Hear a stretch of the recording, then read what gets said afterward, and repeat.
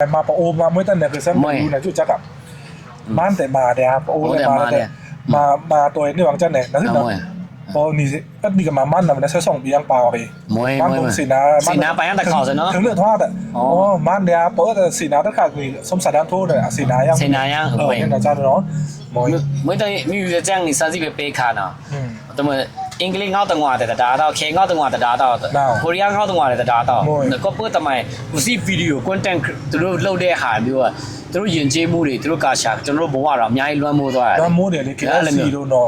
กินชีโร่แล้วตัวเราเนี่ยมาตัวเราอะตลาดเราเนี่ยบ้านสายแต่ไม่ที่เนี่ยมากินชีโร่ทรัมป์ที่ด้วยไอ้ซาจ้าเลยมา KFC ตัวเลย KFC มันไปโดนน้ำมาตัวซาจ้าเลยลูกปงซาตัวพิซซ่าเลยไล่ซาเลยนี่พวก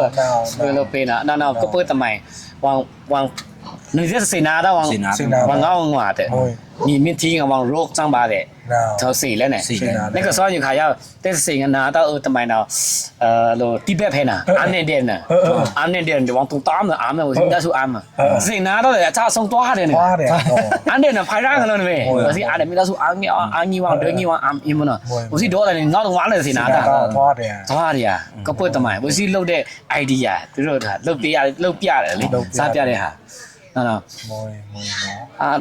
မင်းဖေးစေအာငါလို့ပေးနိပိုးနာခနဲ့ကဆောင်းနာအခုယိုနမဒီဆောင်းနာတော့နေဒီဆောင်းနေတချို့ရအလကားပေးတာမှလူဆောင်းတော့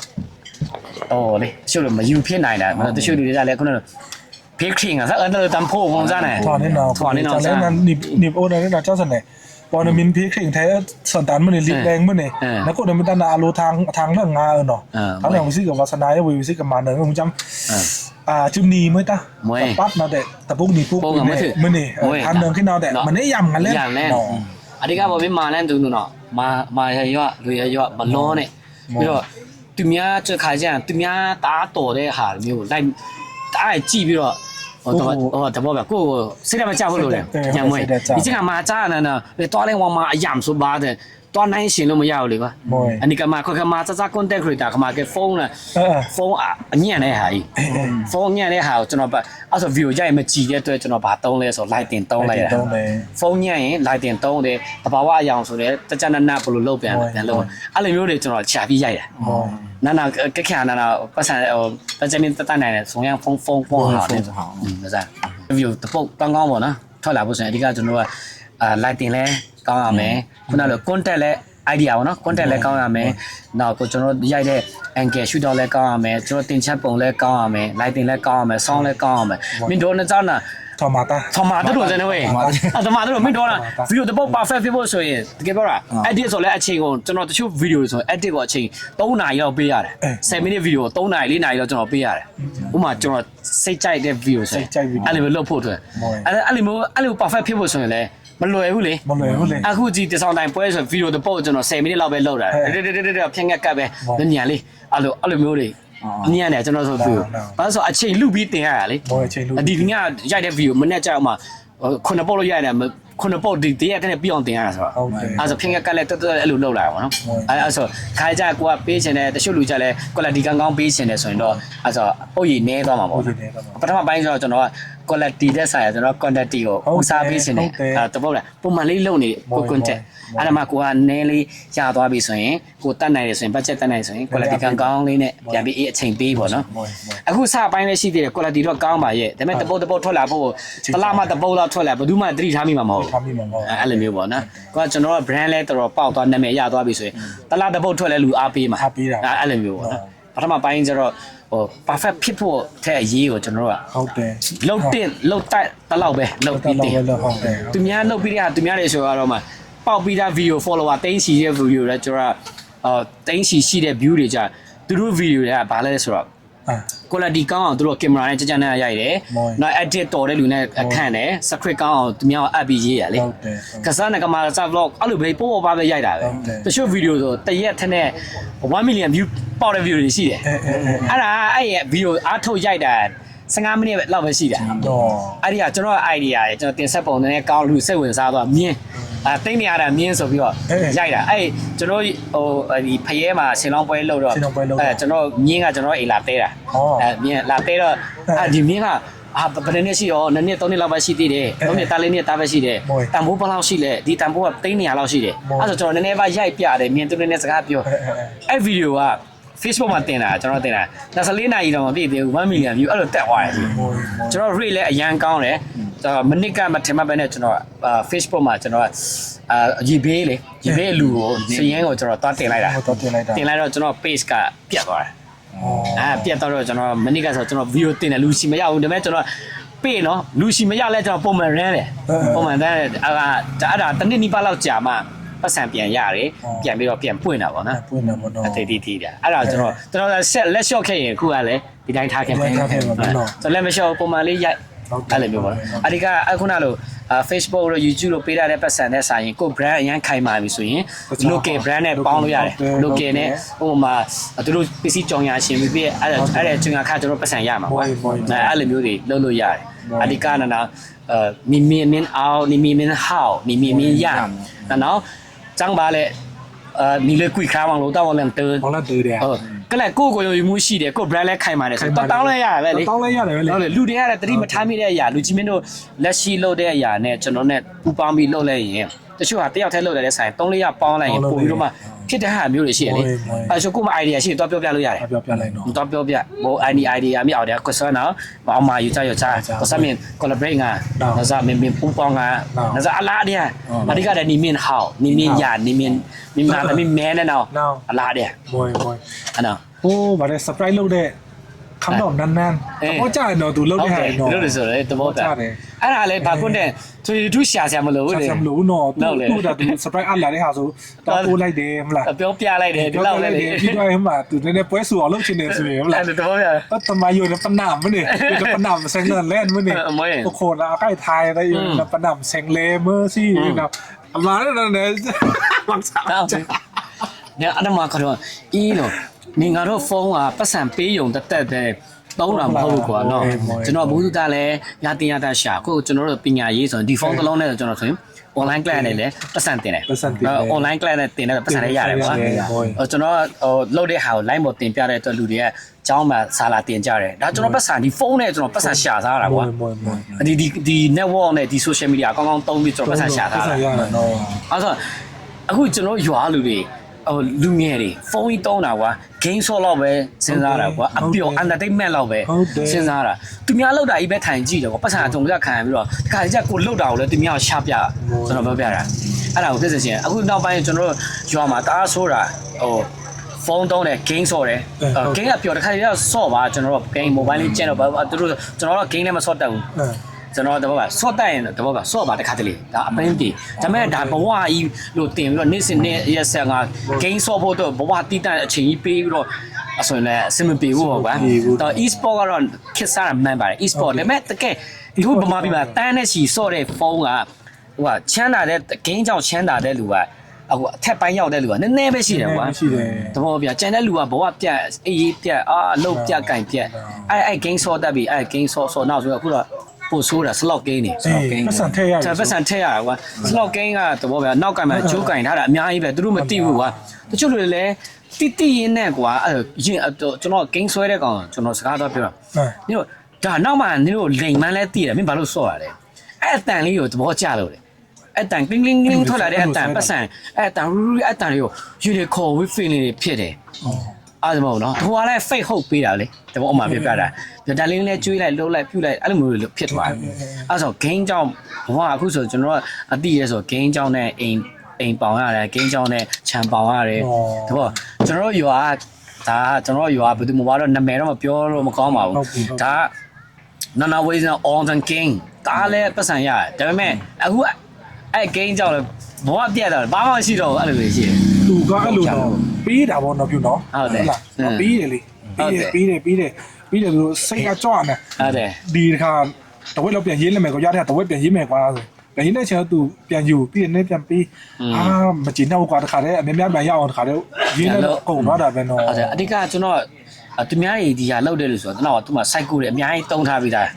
လူရဲ့စိတ်တွေကိုဘယ်လိုကျွေးရမလဲ train တဲ့ဝါ train တဲ့ဝါကြီးအဲ့ဒါကြောင့်လူသူတို့နောက်မှာကြိုးကင်တဲ့ဟာဥမာဒီကောက်ကဘယ်လောက်ရှုံးထားပြီလားပတ်စံဘယ်လောက်ရှိပြီလဲအဲ့လိုမျိုးပေးထားတာဥမာ300ရှိရှုံးတဲ့ကောက်ဥမာ350လောက်ပြန်ပေးတယ်ကွာအဲ့လိုမျိုးပြောအောင်အဲ့လိုပြန်ပေးအဲ့လိုမျိုးရှိတယ်ဗောနော်ကျွန်တော်အဲ့ဖရဲကအကူတယောက်ဆိုရင်တဲ့သူစော့တဲ့အဲ့အကောင့်ကသူများ3-4-500ရှုံးထားတဲ့အကောင့်3-4-500ရှုံးထားတဲ့အကောင့်ဟိုကွာအဲ့လူကဘောဆက်မစော့ပေးနေသူ့ပေးလိုက်တာသူကပုံမှန်လေးပဲစော့တယ်ပုံမှန်စော့နေမထင်မှတ်ပဲနဲ့သူကလည်းအဲ့လိုမျိုး390ကျော်ရပါ390ကျော်ရပြီးတော့အပတ်ဆန်တကယ်တမ်းထုတ်မပေးရတာထိုးဖို့တဲ့အနာပဲအနာနစင်းတာ60ခုနဲ့တည်းရနစင်း60တည်းရရောက်မလာထုတ်လို့မရတိနေလေဒီလူကအဲ့လိုမျိုးတွေအဲ့ဒါဆိုတကယ်ပါအဲ့ကြောင့်ကျွန်တော်က game ဆိုတာကိုဟိုအဲ့ကြောင့်ခုနောက်ပိုင်းအဲ့ game ဆွဲပြီးတော့လူငယ်တွေကပါအကျင့်စာရိတ်တက်တွေပြက်လာတယ်ကိုရှိမှာပတ်စံဟိုက keep နေလိုက်တောင်းတတယ်ကွာလူတွေဟိုအတက်လည်းမရှိတော့ဘူးညတကောင်လဲသူများအိတ်ချိန်လဲဖုန်းဆက်လာတယ်အဲ့လိုပြီလေ keep 9000လောက် keep 1000လောက်တဘောပြန်ငါတို့ပိုးတွေကဒါနိနီပိုးနဲ့ယူသားတယ်မလို့ပိုးနေမျိုးစမ်းနိနီပိုးကယူလဲယူသားတယ်တဘောပြစိတ်ထားလဲဒီလောက်ကောင်းတယ်ကွာကျွန်တော်နည်းနည်းခွဲသူကုန်းနဲ့ဒီပိုးစားအဲ့နောက်ပိုင်းကအဲ့ရဲ့ဆွဲလန်းတဲ့ပြဿနာမရတော့ပီချမ်ပကြွရပုံစံဆိုရင်ဘုန်းတော့ကြွရလူတော့လိုဆက်ဖုန်းနဲ့ဆက်တော့နဲ့လိုကွီနဲ့ကွီတဲ့စိနာတော့အဲ့ဆိုဖုန်းနမကစားနေကပီအမ်ဖို့အမ်ဘန်ဒါဖုန်းကိုဆက်လာ9000လောက်ပဲ3000လောက်ပဲနောက်ဆုံးအဲ့လိုမျိုးဝိုင်းပြက် แรงပေါင်းမရတဲ့လွေအားတဲ့နေ စီးလာมาจ่อยกับอยู่มาจ่อยอยู่จังเนี่ยสมพีภาษาจังเด้อมาโลยังทุกคำเวทุกกันลิงกันแรงชันพิโซแองจังเนี่ย no မွေး มาเนี่ยนาวกัน โอ้တကယ်တချို့လူရရန်တနာဖို့ကောင်းတယ်အသက်ကြီးနေ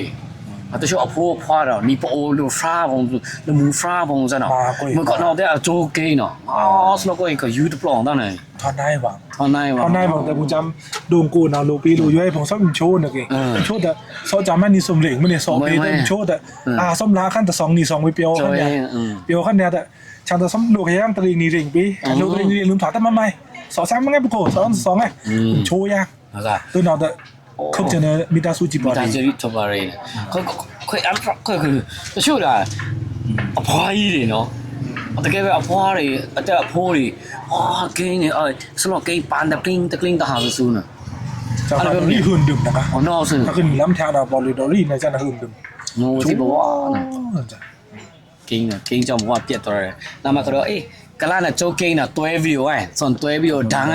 တော့ပြန်တကူဘာလို့တက်လဲတချို့တို့အဖိုးဖွားတယ်လေဟိုကျွန်မဘဝတစ်ခုဖြတ်တန်းခဲ့တဲ့ဟာကိုပြန်ပြောပြလို့ရတယ်ဘလော့ရိုက်လို့မဟုတ်လေဒေါ်ပိုနဲ့ဒေါ်အိုလာတဲ့ဒေါ်မန်းမီတာဒေါ်မန်းနိုင်ဒေါ်ပိုနဲ့ခွဲပေးခါခမာကလူနာလူနေမှကြာဖန်ဖရဲလိုင်းလုံးအလားနဝေးမွေး เหมือนเนี่ยเพราะว่า ဘဝကိုဘဝဖြတ်တန်းခဲ့တယ်မောရခိုင်ဝေကမောတဟောကမောတဟောနော်ဒီမှကြာခမောတကိုင်ဒီမှကြာကလူနာမှကစားလာခမိုင်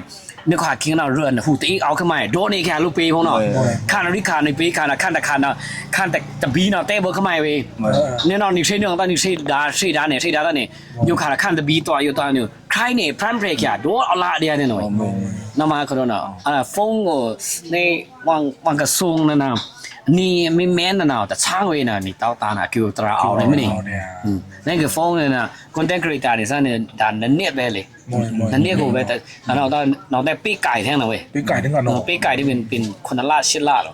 อากาศแต่มัดสาบย่างกันเลย โมต้าซีชินจัดmonetization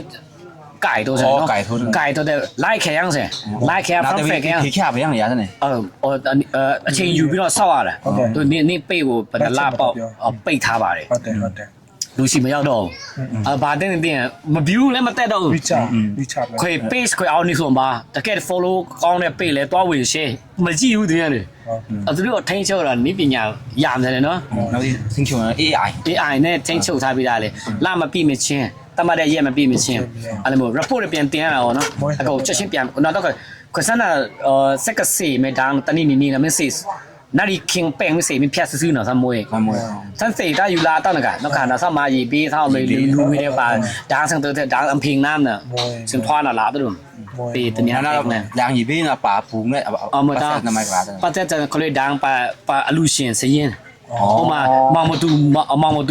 ကဘလောက်လူထားတယ် ไม่เปิดในรถน้ำหมอก ဟိုတော့အမောက်ဖုံးပါမွေး ถ้าถอดเลยเด้งเลยมุ้ง လိမ့်လာမှုပုံစံအဲ့လိုမျိုးပုံစံအဲ့လိုဆိုတတိထားပေါ့နော်ဒီကအမ်တာဘေပုံစံတော့ဒန်းသလားမွေး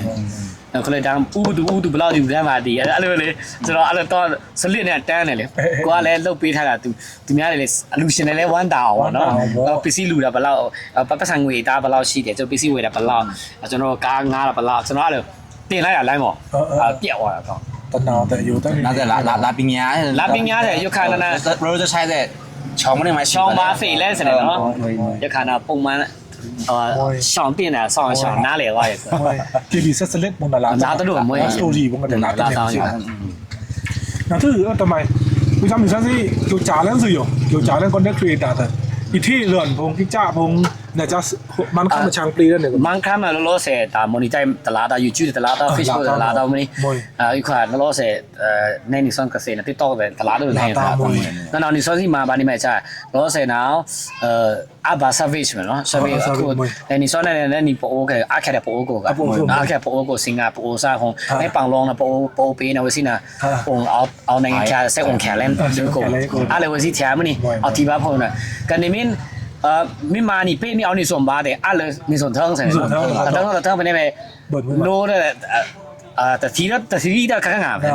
นี่แกนี่โยมว่าสิมวยเด็ดว่าสิเอามาชุดโชว์มูส่วนสิแต่ละเลยไม่ชุดโชว์มูเป็นนี่ไม่เอานี่เป็นกาบาเนี่ยลูกทุ่งสกัดนะจ๊ะอะไรမျိုးရှိတယ်အဲ့ဆိုนี่มาบ่เนี่ยนี่มินပေးစမီအော်နီမင်းတမလဲဟိုလင်းဘွေလဲနစနီဒီပေးတော့ဆိုင်အဘပါကအဘပါနာမတမာတဲ့လူလက်ထဲရောက်ရင်ကိုယ့်စီကလှုပ်ရှားသွားမှာပဲအဲ့လိုမျိုးရှိတယ်တော့နော်အဲ့လိုမရှိတော့ယုံကြည်ရတဲ့လူတွေကိုယ့်မျိုးတွေကနိုင်ငံခြားမှာရှိပေါ်တော့ကောင်းသေးတယ်သူတို့ဗန်နဲ့ချိတ်သူတို့နေရလဲစားနဲ့ချိတ်ရင်ပတ်စံက1ဖေးလနဲ့ဒေါ်လာနော်နမီအွန်ထိုင်းတဲ့ထေလဲထိုင်းရောနမီအွန်စင်ကာပူလဲထေလဲစင်ကာပူရန်จ้ะအဲ့စားတဲ့ก็หลายอย่างเหมือนมัน เนาะนั่นก็ต้อง VPN กิจ่าพงนี่มิน VPN ต้องคำคาว่าแต่ต้องดังคอนเซ็ปต์เหมือนกันนะช่างปลีแล้วเนี่ย上辈的老是 VPN 那的，免费送的在那帮好的呢，location 那拉的挺强的呢。那边check 不的free 的嘞，面平常嘞 check 的嘞，平常嘞不รู้多吗？但那个可能那标的路标的嘞，track 路呀看的嘞，คือสิเลย那么我哋ได้มี online เนี่ยเนาะตรีท่าเพราะว่าlocation ဖုန်းထဲမှာ location ပါရလေမေးပုံတွေပါတွားရ location လေအဲ့ဒါအမြဲတမ်းပိတ်ထားမားဖွင့်လိုက်တာနဲ့ Facebook ထောက်လိုက်တာလေကို VPN လည်းဖွင့်ထားတယ်line လည်းတက်ထားတယ်ဆိုရင်အဲ့ location ဖောက်လိုက်တဲ့နဲ့ဒီဖုန်းကဘာမှပြီးရှိနေဆိုအဲ့ကောက်အဲ့ဆိုရင်ပတ်စံလေး free လောက်ခံရမှာပေါ့နော်အဲ့ဒါဘာလဲမနိစန်စီနာဘော in down VPN นะထွားရီကနေဖုန်းကိုနော်ဒီနေ့ဒီ location နဲ့ပေးခါနေပြီးတဲ့နဲ့ထွားပြီးခါတယ်မှာကဘယ် VPN ก็บาง VN นะมาว่า Facebook ก็ส่ง Facebook ในนี่ซ้อน Facebook นะส่งมาจะหนีมาแหละอันนี้ซ้อนนี่นะลูกเกียร์โทษได้หันจะนะก็ขอแต่นี่ก็ตีชอบขนาดตีชอบแต่ลูกเกียร์ก็แต่นี่มาเรื่อยเนาะเช่งเลย page admin เนาะเช่งเลยมายังก็ในแง่ก็ตบาแต่มา Facebook อยู่แค่ได้หนีมาใช่แค่หนีมาอันนี้ตบาเนาะก็มายังในแง่ตบาเนาะส่งตัวด่วนส่งดังวิวตาแท้ๆแล้วนี่ก็ส่งลูกเก๋ก้าวหน่อยส่งลีเดียแล้วตบาเนาะมายังก้าวตบาแอดมินติดขั้นบ่ถามเลยนี่ฟงอยู่บ่ถามเลยอยู่บ่แต่ขั้นสอนเลยนะกูขั้นสอนเลยแอดมินติดในไงชาพูดเนี่ยก้าวบ่ไทยมีเกาหลีไปพูดเนี่ยก้าวเลยสิงคโปร์พูดเนี่ยก้าวไอ้สิงคโปร์เลขสาเนี่ยไทยဆိုတော့ကျွန်တော်ဆိုไทยဖုန်းနံပါတ်နဲ့ไทยလိပ်စာနဲ့ไทยจีไทยမှာဂျီမီဖောက်တဲ့ဟာမျိုးနဲ့အကောက်အဲ့တက်စီလို့ရတယ်အဲ့ဆိုတော့你个送把线呢讲了啊这个都东西呢那路上他那个说呢过去摆乌西说我是明明讲 video 呢不啥来的路太跳我是I mean 细细过去摆乌说人把路说 video 点进来都是蓝布我是当陪的没当的帮的当陪伴的啥呢怎么有钱呢你们มาแค่มันข้างกง的ล้อเสร็จเนาะมาแค่นี่โฟนนะปั๊บมาแค่อยู่ยอดลาเดียเติมมิเตอร์นี่มีอีช็อคแล้ว monetization อีช็อคแล้วเรือเนาะnó plongเลยจ้ะ plong nóจะ plong เลย process ตีတော့မခက်ပါဘူးလွယ်လေးပါယူလို့နေขั้นน่ะเนาะแล้วแต่นี่บางคำเป้มีเอาซอแต่ CM ပွင့်နံเนาะ monetization ပွင့်နံเนาะมันค่า monetization also เดียแต่ ပွင့်စီယံပွင့်နေကြီးစီယံပွင့်နေကြီးရှောက်တဲ့အချိန်ပဲလိုတာကြီးလက်ခပေးနာအော်တဘာခုနခါဘန်လည်းလုတ်ကဲကောင်းနေဖွင့်တယ်ဥက္ကမျိုး English language school အဲ့အကြောင်းလေအပေးတယ်ခု follower ကတောင်း50k လောက်ရှိတယ်တတောင်းအောင်တတောင်း90တတောင်း90မွေး15k နော်အဲ့ဆိုရင်ကဒေါင်းဗီဒီယိုနေဟာကပုံမူကျူတာပွဲကြောင်းကိုမစမ်းတာဒေါင်းဗီဒီယိုတပုတ်တပုတ်ပွင့်လာလေဗီဒီယိုဟာကြည့်တဲ့လူဗီဒီယိုတပုတ်ဆိုရင်5သိန်းလောက်ရှိရတယ်ဆိုတော့ချက်ချင်းပွင့်လာလေချက်ချင်းပွင့်ပြီးတော့အမိုရီတက်မဲ့ရှောက်လိုက်ဦးအဲ့ဒါဒီတိုင်းထားလိုက်တာခုမျိုး blog ပဲဦးစားပြီး run တယ်လေအခုအဲ့ဒါအခုသူတတ်မှတ်တဲ့ကာလကြော်သွားပြီဆိုတော့အခုပြန် run ရင်ဗီဒီယိုအများကြီးပြန်တင်ရတော့အဲ့လိုမျိုးအဲ့ဒါဆို follower နဲ့လည်းမဆိုင်ဘူးတစ်တော့ follower နဲ့ဆိုအဲ့ဒီကရီခါနာတဲ့ follower 5k 5k ပြီမှာခုနောက်ပိုင်းသူတို့ပြောတာ follower 1000ကျော်လဲပွင့်တာပဲတဲ့စီရတော့ပါလို့နဲ့တော့ပွင့်အဓိကကျွန်တော်တင်တဲ့ content video ကသူများကြည့်များပွင့်ဆိုရင်ကိုချက်ချင်းရှောက်လို့ရတယ်ရှောက်လို့ရပြီအဲ့လိုဆိုအဲ့ဆိုကိုကဖြစ်နိုင်ရင်ဟိုသူများတချင်းတွေ share တာတို့သူများ content တွေခဏခဏကိုပိတ်တယ်မ share နဲ့မထူးလေကွာနောက်ရှင်းကြရင်ကိုကလို့တဲ့ဟာ copyright မိတတ်တယ်ကွာပြီးတော့သူများတချင်းတွေလည်းမတုံးနဲ့ဟိုတုံးတဲ့ဟာတော့ဘာဝဖြစ်ဖို့လို့ရမှာနော်မွေအဲ့ဆိုရက်တီဖို့အတွက်လည်းကောင်းတယ်နော် personal လည်းတိဆောက်ဖို့လည်းအဆင်ပြေတယ်မွေအခုကနီခကအဓိကရနော်နီခကအဓိကဟိုကနော်ဆလန်တွဲလည်းရိုက်ထားတယ်နော်ဆလန်တွဲရိုက်မယ် pocket ရိုက်မယ်ပြီးတော့ knowledge sharing ပေါ့နော်မွေပြီးတော့ဟောပေါ့ผู้จำหนีทุงพงนี่นะจ้าพงดลิพงพอทุกแค่นี่นะมีเดียได้แต่ไม่ตั้งนั่นแหละมีเดียเอาแล้วกับมีเดียเอาไม่entertainment တွေနဲ့တွားတာကောင်းတယ်အဓိကအဲ့ဒီဖက် knowledge sharing ပေါ့နော်မွေးလုပ်ပေးမွေးဆွဲဆောင်ခြင်းနဲ့အဲ့ဒီလူငယ်တွေလည်းဆွဲဆောင်ခြင်းနဲ့ကျွန်တော်တို့ပြခြင်းတဲ့ဟာဆိုယနေ့မိမာပေါ် pocket ငတ်တယ်ကိုစီကအာယိုကေentertainment နဲ့ဆွဲဆောင်လိုက်ဟိုဘက်နဲ့ဆွဲဆောင်လိုက်အဓိကလည်းဒီပို့တဲ့ content creator တွေများများထွက်လာဖို့ရေနောက်ဟိုဒီ phone ကိုကောင်းကောင်းသုံးချက်တတ်စေချင်တာလေဆန္ဒပေါ့နော်ကောင်းတယ်လို့ညီခစ်လောက်တာပေါ့နော်ကျွန်တော်လည်းဒါဘာပဲပြောဒါလူငယ်တွေအများကြီး content creator အများကြီးပေါ်လာမယ်ပေါ့ရတယ်ကျွန်တော်အဲ့ဒီပိုင်းနော်ဒါဆောင်ပြကြကေနီကမာလာနီတဲ့မှာအတမိုင်လက်တာလောက်ထားနီခမ်းတော့နီခမ်းသူအရင်လောက်ထားတာလောက်ထားတော့ကျွန်တော်တို့ခေါင်းစဉ်တွေရွေးတာကမှအများကြီးပဲကျွန်တော်တို့ခေါင်းစဉ်တွေ15ခုလား16ခုလားအဲ့လောက်ရှိတယ်အဲ့ဒါကိုရွေးပို့ပေးတာပေါ့နော်မခေါင်းစဉ်ပြောင်း5ခုမပို့ပေးဖြုတ်တော့ဆုံးနီခစ်လဲကြာတော့လေနီခစ်လဲထွက်ရဟိုကလည်းနီရောထွက်လာနောက်ဝဲစလုံးပြတာဒါကကောင်းပါလေနီခစ်ရတော့တောင်းယူနေတောင်းယူနီခစ်ဒါကောင်းတယ်ကျွန်တော်ပြောတာလည်းတော်တော်လေးဆုံးပရန်တော့ချက်ရမှာမင်း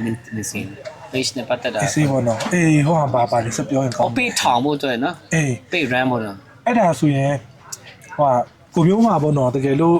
အဲ့လိုကျွန်တော်တို့နောက် season တွေရှိမယ်ဆိုရင်ပေါ့နော်ဥမာဒီ corner တခုစားလုပ်ချင်တဲ့ဒီစားသားမဘလို့လုပ်အဲ့ဒီ season တော့လုပ်ပြီးကောင်းမလဲကျွန်တော်တို့ဘောတမိုင်းတော့ online class လို့ပုံစံလုပ်ရင်ကောင်း online class မဟုတ်ဘဲနဲ့လေကျွန်တော်တဲ့ဟောတရက်ကိုနေ့ရက်လောက်ပေါ့ Sunday Saturday ပေါ့ချိန်ပေးပြီးတော့မှစာတွေးတရက်ဟိုလက်တွေးတရက်တင်ပြီးတော့မှအဲ့မှာကျွန်တော်ပြိုင်ပွဲပါတခါရဲ့ချင်းပပြီးအဲ့မှာ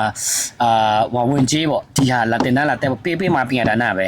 အဲ့ဒါပေမဲ့ဝင်ကြီးကမှ9000ဆို9000 1000လောက်လိုက်တော့ပြီးတော့မှလူအင်အားရောစုမယ်နေရာတက်ခေါ်မယ်အဲ့ဒီခေါ်မှာဘယ်နေ့ကျွန်တော်ပါတင်မယ်တင်ကျွန်တော်တင်မယ် content create တင်မယ် mobile နဲ့ပတ်သက်တာတွေ camera နဲ့ပတ်သက်တာတွေကျွန်တော်တင်ပေးမယ်page run နေဒီ social platform မှာကိုယ်တိုင်ရက်တည်နေတဲ့အထိကျွန်တော်လုပ်ပေးမယ်ကျွန်တော်လည်းတွဲပေးမယ်အဲဆိုရင်အမိုလာတင်တန်းဝင်ကြီးဘလောက်ပြီးတင်တန်းစီစဉ်ပြီးရင်သူတို့ဟောလုပ်ပေးတရက်တင်နောက်တရက်ကျတော့သူတို့ပြန်ပြီးပြိုင်ပြီးတော့မှအဲဆိုညီခေတ်မှာလည်းတင်လို့ရတယ်သူတို့ရှိမှလည်းတင်အဲ့တော့ content creator အဲဆိုတကယ်လည်းတော်တဲ့လေဆွမ်းသာရှိတဲ့ဆိုကျွန်တော် collaborate ခေါ်မယ်ကျွန်တော်လည်းတွဲခေါ်မယ်ကဲတော့သူတို့ကန်လန်းမှာကွာသူတို့စိတ်ကြိုက်လို့ edit scale ကိုသူတို့ကြိုက်တယ်ဆိုရင်သူတို့ကျွန်တော်ကန်လန်းလုပ်ရမယ် view တစ်ပုတ်ကိုကျွန်တော်ဘလောက်ပေးမယ်တော့ပေးအရက်ကူရေးတော်တယ်ဆိုရင်မင်းဘလောက်ပေးမယ်ဒါမှမဟုတ်ခု half full block ဆိုရလောက်ထားတာ half full block ဆိုရင် company တစ်တယောက်ပေါ်လိုက်တာအဲ့ company ထောင်လိုက်တာကြီး half full block ဆိုတာပြီးရင်ရည်ရှင်းရှိတဲ့မိန်းကလေးကိုယ်ရည်ရှင်းဝါးပါလားဆောက်ချုပ်နေကိုနဲ့ချုပ်ပြီးအပြင်တလောက်9လေးပေးမယ်စတယ်ဒါပဲပါရိုက်နေမင်းလည်းရိုက်အမှတဟတ်ဖုဆိုခေါင်းစဉ်ကအောက်မှာကောင်လေးက3-4ယောက်မိန်းကလေးက1ယောက်စနိုးဆိုမိန်းကလေး1ယောက်ပါတယ်အမှသူတို့ပတ်ရိုက်တယ်ကွာ အဲ့ဆိုရင်အဲ့မှာအခုလက်ရှိ video editor ကိုတယောက်ခန့်တယ် video editor ပင်လောင်းဟောဆိုင်ကောင်းမြတ်နဲ့လုပ်ပေးထားတာဆိုင်ကောင်းမြတ်အခုထွက်လိုက်ပြီဒီလောက်ကောင်ထွက်လိုက်ပြီသူဆိုအဲ့လိုလုပ်တာအဲ့ full run ပြီးတော့ဒီ marketing ဆင်းမဲ့လူတယောက်တက်အဲ့မှာရုံးမှာရှိတယ်သူကဆက်သွယ်ပြီးတာတောင်ကြီးဟိုဒီတဆောင်တိုင်ပွဲမလာခင်သူတို့က10ခုလောက်သူက ရှာထားပြီး ရှာထားပြီးသွားပြီအဲ့ဆိုရှာဖို့တစ်ခု2သိန်းခွဲ10ခုဆိုရင်သိန်း200ဟို25သိန်းအဲ့သူတို့ကရှာပြီးသွားပြီအဲ့ရှာပြီးအမှရောက်တယ်နဲ့တောက်ရိုက်ကင်မရာမန်သူရိုက်ဆိုင်စီရိုက်ပြီးရအဲ့ဒီတို့ချက်ချင်းတင်ဟာ အဲ့ဒါသူတို့အဲ့လိုကုမ္ပဏီတခြားရေးမရှိဘူးတရုံးမှာရုံးရန်ကုန်မှာနေတဲ့ကောင်ဆိုရင်ကုမ္ပဏီရုံးတက်မနေ့ကိုညငါတက်ရုံး နော် အဲ့လိုသူများတွေအဲ့လိုလုံနေပြီ အဲ့ဒါ food blogger ပဲ food blogger food တစ်ခုရှိသေးတယ်နော်အကျန်တဲ့ဟာတရားဟာအဲ့ဆိုအဲ့ food ကလွန်ပြီးတော့တခြားဟာတွေလည်းအများကြီးသူတို့ရှိမှာ အများကြီးလုပ်လို့ရတယ် လုံးရရအခုကစမ်းတာကိုလောဆင်food and travel လုပ်ချင်တာပြီးတော့ကျွန်တော် food and travel ကိုကျွန်တော်ဗာနဲ့ကျွန်တော်ခုဆိုရင်ကျွန်တော်ခီးသွားရလေပါကစ်နဲ့ကျွန်တော်ဝယ်မယ်ကျွန်တော်စီစဉ်ပေးမယ်တပ်ပုံရိုက်ပေးမယ်ကျွန်တော်တကယ်ချင်းခုကလောဘာကလောစင်ကိုကလောဆိုရသူဆိုဘယ်လိုလုပ်လဲဆိုရင်ကလောလာရင်သူကသူကြိုက်လိုက်ပြပေးမယ်သူကားငားရမယ် ငားရမယ် သူကားငားရမယ်သူလိုက်ပို့ပေးမယ်သူတဲခိုင်းတဲ့ဟိုတယ်တဲရမယ်သူဟိုတယ်နဲ့သူက collaborate လုပ်တာသူတဲတဲ့ဟိုတယ်မှာလည်းသူပတ်ဆိုင်ရတယ်ကားမှာလည်းသူပတ်ဆိုင်ရတယ်သူဓာတ်ပုံရိုက်ပေးမယ် free တဲ့ဓာတ်ပုံ free ရိုက်ပေးမယ်ပြောအဲ့လိုမျိုးဓာတ်ပုံ free သူစားတဲ့စားတော့ဆိုင်ပဲစားတဲ့ဆိုင်လည်း collaborate လုပ်ထားပြီးတာကြိုက်တဲ့အချိန်သူသွားစားကြိုက်တဲ့အချိန် percent တော့သူ30ကပါထွက်လာပြီအဲ့ဒါကျွန်တော်လုပ်လို့ရတယ်အခုကျွန်တော်ကဆိုရင်ကျွန်တော်လုံနိုင်တယ်ကျွန်တော်နောက်လိုက်လဲကျွန်တော်ရှာနိုင်တယ်အခုကျွန်တော်ကဘာလို့ဆိုတော့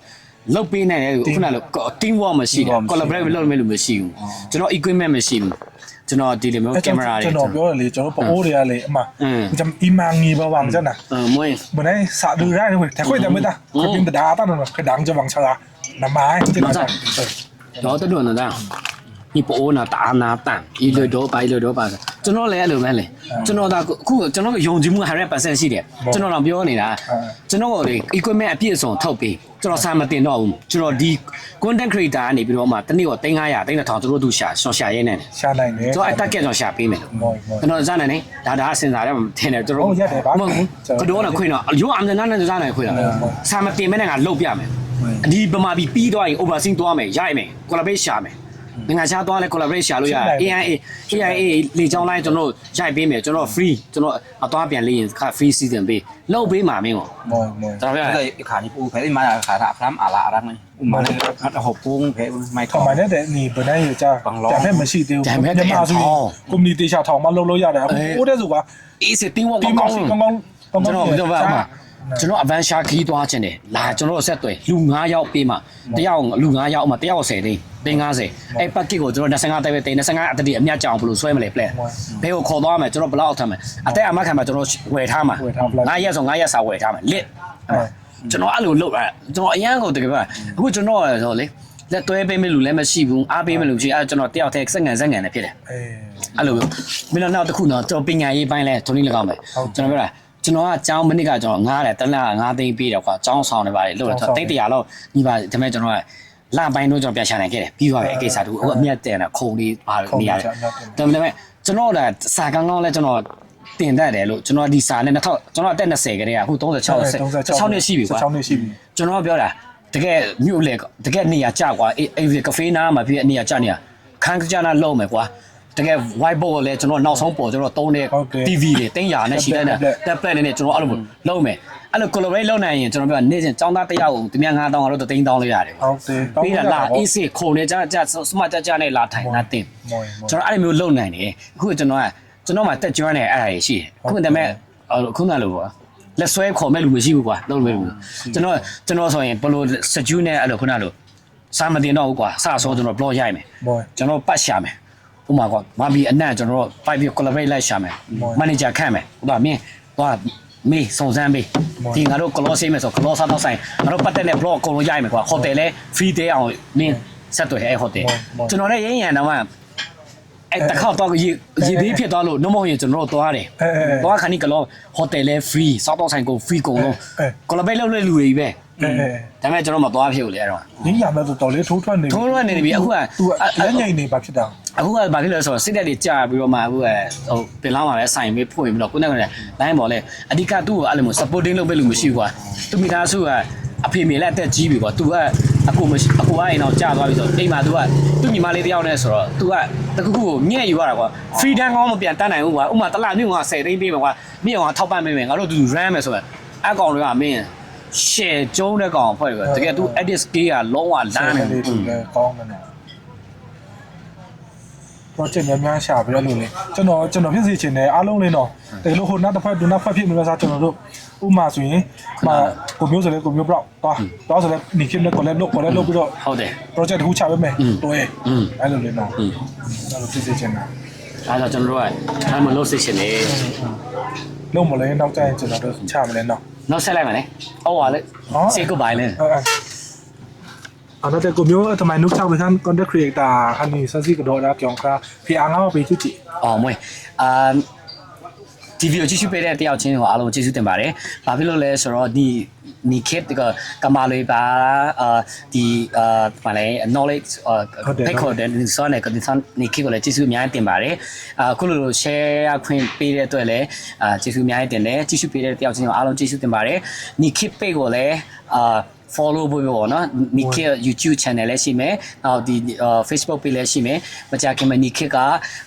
ဒီ entertainment ရောဘုဒ္ဓတရားမဲ့ဟာမျိုးတွေတင်ဆက်မှာဖြစ်တဲ့အတွက်ဒီ page ကို like and share follow ပေးဖို့တောင်းဆိုပါတယ်ဗျာ เว้ยอยู่ตังอ๋อพี่อังก็คนမျိုးบล็อกเนาะ ဟုတ်ပါဘူး